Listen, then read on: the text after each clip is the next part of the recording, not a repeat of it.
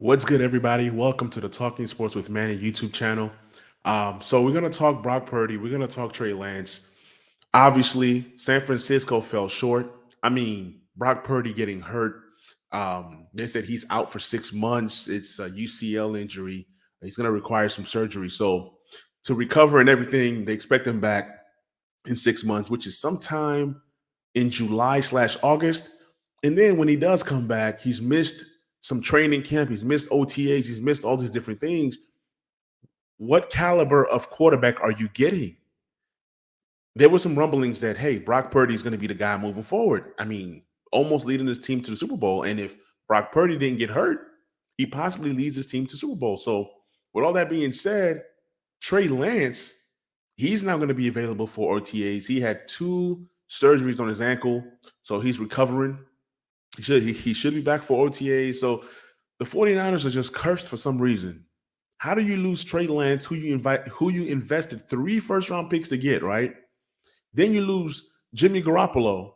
Then now you lose Brock Purdy. And in the same game, you also lose Josh Johnson, which was your fourth string quarterback. And then it resulted to where do they go Christian McCaffrey? Or maybe, okay, let's go ahead and go with Purdy, but then we're going to have him hand off the ball. We're going to have him throw some screen passes.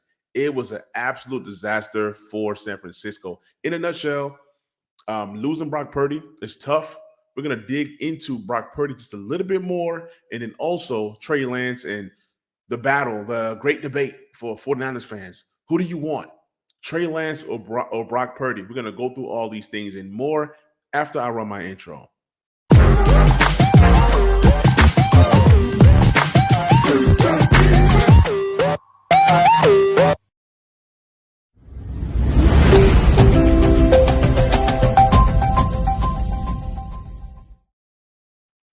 To be honest, guys, it's good to draft quarterbacks, especially like in the middle to late rounds when you already have your quarterbacks established already, right? You have your number one, possibly you might have your number two. A way to get a cheap quarterback into your fold, into your quarterback room is to go ahead and grab one, whether it's around 4, 5, 6, or 7. Sometimes you get these guys undrafted and then they come in and then they can fill that role for you as your third quarterback. Most third quarterbacks on most teams are young players on rookie deals.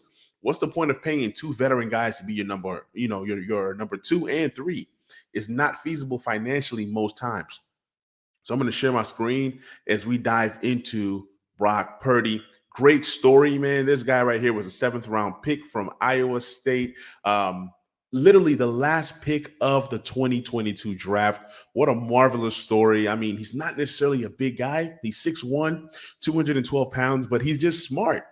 He's smart. He's not necessarily fast. He runs a 4.8. It was just a lot of things working against him coming into the NFL. This season, he played 9 games. He had 170 pass attempts. He had a 67.1 completion percentage. You can't beat that. And he had, 13 passing touchdowns, which is pretty solid. And there was some people saying that Brock Purdy should win Rookie of the Year, but with the numbers that is presented to you, these are not Rookie of the Year type numbers. Now, if you're talking about winning and team success, if that's factored into the Rookie of the Year, then okay, that's different. But nevertheless, Brock Purdy helped this team win countless amount of games. You can say, oh, well, his stats were not fancy. His stats were not so amazing. But at the end of the day, this guy produced. He produced. And that's kind of like all you can ask for out of a 7th-round pick. Dolphins also had a 7th-round pick in the Skylar Thompson. He is nowhere near the player that Brock Purdy is. All this was you have Brock Purdy coming in, right, into a game to where he's starting to kind of like gain some steam, right? He's gaining some steam. He starts to produce. And overall, I would say that Brock Purdy played nice. They have his fantasy points, his fantasy output, which will correlate to real life. This is not a fantasy post per se, but if you look at week 19 playoffs, and that's versus Seattle, right? He had 332 yards passing, and that's solid. And he also had a rushing touchdown. Brock Purdy, like I can't say that he's going to be a franchise quarterback, But what I'm saying is that he fits their system. He fits their system. He didn't really have any amazing games in terms of big yardage total outside of week 17 and then also in the playoffs versus Seattle. If you look at it here, he had 284 yards passing versus Vegas. He had 234 versus Washington. So they didn't necessarily need him to throw big yardage amounts just because they are a team that run the ball. But overall, Brock Purdy was nice. He was nice all through the entire season. He made plays. He avoided sacks. He was able to extend plays. And these are things that you look for out of a young quarterback, out of any quarterback, to be honest. So you know, the team rallied around this guy, whether it's a 1 year hit wonder. I mean, whether it's a Nick Foles type story, once again, Nick Foles, he plays well. Then after that, you don't see Nick Foles again, or Nick Foles does not succeed in another system. Even if Brock Purdy is a system quarterback, how many teams would want to draft their system guy that is productive in the 7th round? So all I'm saying is you continue to draft guys. Now, we know the 49ers invested heavily into Trey Lance, and Trey Lance has not really gotten the chance to play. Some people that I talk to, they'll say Trey Lance is a bust. Whether he's a bust or not, he has not really gotten the opportunity to play. Why would the 49ers invest all this to not give this guy an opportunity? Now, with Brock Purdy's injury, it opens the door right back up to Trey Lance.